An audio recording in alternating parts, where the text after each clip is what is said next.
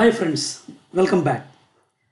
Previous లెక్చర్లో మనం C++లో pointers గురించి మాట్లాడుకున్నాం అండ్ ఒక బేసిక్ ఎగ్జాంపుల్ కూడా ఎక్స్ప్లెయిన్ చేశాను. ఈ సెషన్లో ఏంటంటే డైనమిక్ మెమరీ అలొకేషన్ అంటే ఏంటి దాని గురించి ఎక్స్ప్లెయిన్ చేసి ఒక బేసిక్ ఎగ్జాంపుల్ని కూడా మీకు ఎక్స్ప్లెయిన్ చేస్తాను. సో మెమరీని మనం రన్ టైంలో అలొకేట్ చేస్తే దాన్ని మనం ఏంటంటే డైనమిక్ మెమరీ అలొకేషన్ అంటాం. మెమరీ అలొకేషన్ యాక్చువల్గా రెండు రకాలు ఉంటుంది. Static memory allocation, dynamic memory allocation. Means ప్రోగ్రామ్కి మెమరీ కంపైల్ టైంలో కనుక అలొకేట్ అయితే దాన్ని మనం ఏంటంటే స్టాటిక్ మెమరీ అలొకేషన్ అంటాం. మీన్స్ ప్రోగ్రామ్ బిగిన్ అయ్యేటప్పుడు మొత్తం ప్రోగ్రామ్కి కావాల్సిన మెమరీ అంతా అలొకేట్ అయిపోతాయి. కంపైల్ టైంలో కాదు, యాక్చువల్గా ప్రోగ్రామ్ స్టార్ట్ అయినప్పుడు దాన్ని మనం స్టాటిక్ మెమరీ అలొకేషన్ అంటాము. స్టాటిక్ మెమరీని వన్స్ అలొకేట్ అయిన తర్వాత పెంచడం కానీ తగ్గించడం కానీ చేయలేము మనం. But whereas dynamic memory allocation ద్వారా అలొకేట్ అయిన మెమరీని మనం కావాలంటే ఎక్స్పాండ్ చేయొచ్చు, రెడ్యూస్ కూడా చేయొచ్చు. C++ supports the feature of dynamic memory allocation. That's nothing but allocation of memory or storage space at runtime manually by the programmer. అంటే ప్రోగ్రామరే కావాలంటే మెమరీని అలొకేట్ చేసుకోవచ్చు అండ్ అవసరం అయిపోయిన తర్వాత ఆ మెమరీని రిమూవ్ కూడా చేసుకోవచ్చు. సో ఈ విధంగా మెమరీని అలొకేట్ చేయడానికి న్యూ అన్న కీవర్డ్ని, అలాగే అలొకేట్ చేయడానికి అంటే రిమూవ్ చేయడానికి డిలీట్ అన్న కీవర్డ్ని యూస్ చేయడం జరుగుతుంది. ఒకవేళ మీరు సి ప్రోగ్రామింగ్ లాంగ్వేజ్ ఆల్రెడీ నేర్చుకుని ఉంటే సి ప్రోగ్రామింగ్ లాంగ్వేజ్లో కూడా ఈ డైనమిక్ మెమరీ అలొకేషన్ ఫీచర్ని అచీవ్ చేయడానికి మనం MLOC, realloc, calloc as well as free ఫంక్షన్స్ని వాడతాం. MLOC, calloc, realloc ఈ మూడు ఫంక్షన్స్ మెమరీని అలొకేషన్ కోసం ఉపయోగిస్తాము. ఫ్రీ అన్న ఫంక్షన్ ఏంటంటే మెమరీని రిమూవ్ చేయడం కోసం ఉపయోగిస్తాం. సో ప్రోగ్రామింగ్లో వెళ్ళే ముందు అసలు మెమరీ యొక్క ఆర్కిటెక్చర్ ఎలా ఉంటుందో కొంచెం డీటెయిల్గా అర్థం చేసుకోవడానికి ట్రై చేయండి. So to understand this we have to go deeper in to the concept of memory management. In C++, the memory architecture is used by any program is divided into four parts. The four parts ఏంటంటే first the text segment, second the data segment, third ఏంటంటే stack, fourth ఏంటంటే heap.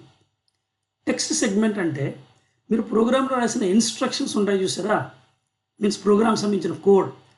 మీరు ఎప్పుడైతే కనుక ప్రోగ్రామ్ని run చేస్తారో ఆ code అంతా ఏంటంటే టెక్స్ట్ సెగ్మెంట్లోకి వచ్చి లోడ్ అవుతుంది.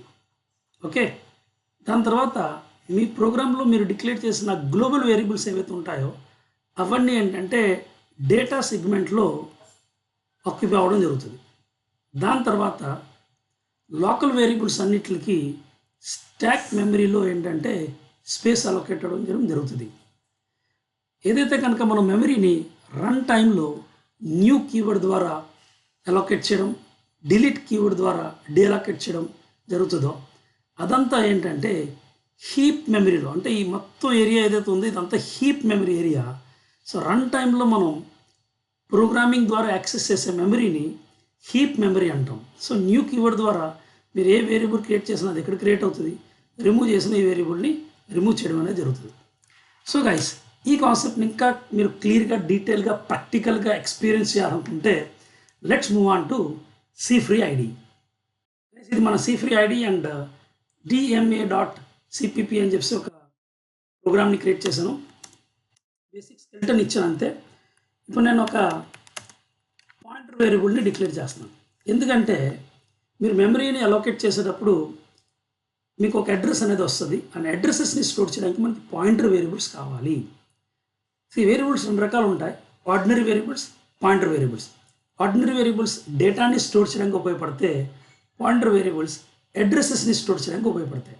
సో ఇప్పుడు నేను రన్ టైంలో మెమరీని క్రియేట్ చేసినప్పుడు ఆ మెమరీ ఎక్కడైతే క్రియేట్ అయిందో ఆ అడ్రస్ తెలిస్తేనే అక్కడి నుంచి నేను ఏంటంటే వర్క్ చేయగలుగుతాను. సో ఒక పాయింటర్ వేరియబుల్ క్రియేట్ చేశాను, దాని తర్వాత మెమరీని అలొకేట్ చేస్తున్నాను. So PTR equals to new ఇంట్ అంటే అప్పుడు యాక్చువల్గా హీప్ మెమరీలో నాకు స్పేస్ అలొకేట్ అవడం అనేది జరుగుతుంది.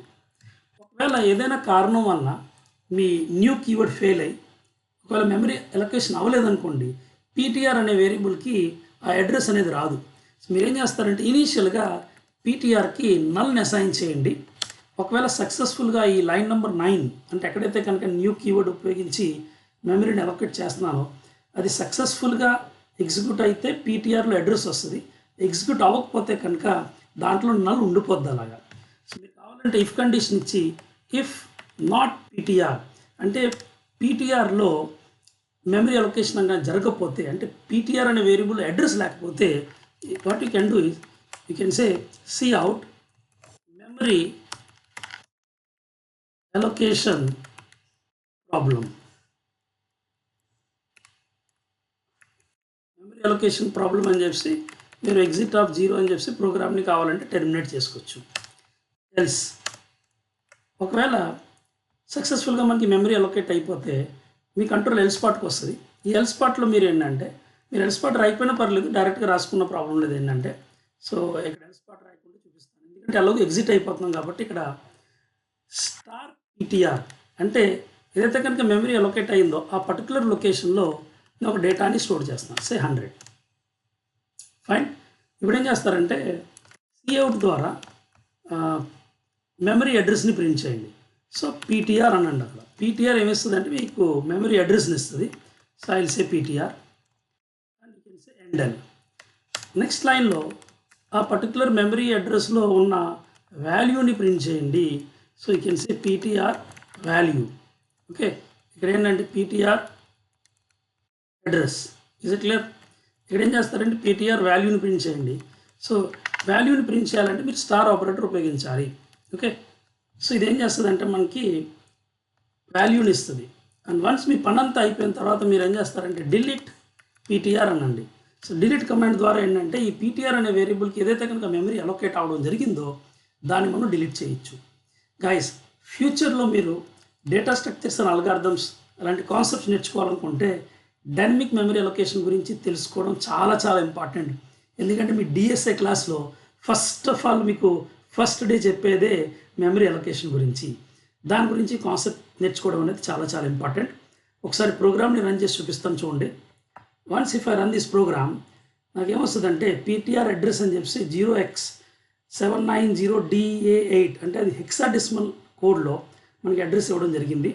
అండ్ దాని తర్వాత మీరు పీటీఆర్ వాల్యూ అని చెప్పి మీరు ఏదైతే కనుక వాల్యూని అసైన్ చేశారో ఆ వాల్యూ మనకి స్క్రీన్ మీద ప్రింట్ అవ్వడం జరిగింది. ఓకే, మీరు ఏ వాల్యూని అసైన్ చేయొచ్చు, ఇలాగా 100 అసైన్ చేయాలని లేదు. నెక్స్ట్ ఏంటంటే సో మీరు అనుకోవచ్చు ప్రీవియస్గా రాసిన ప్రోగ్రామ్కి దీనికి డిఫరెన్స్ ఏంటి.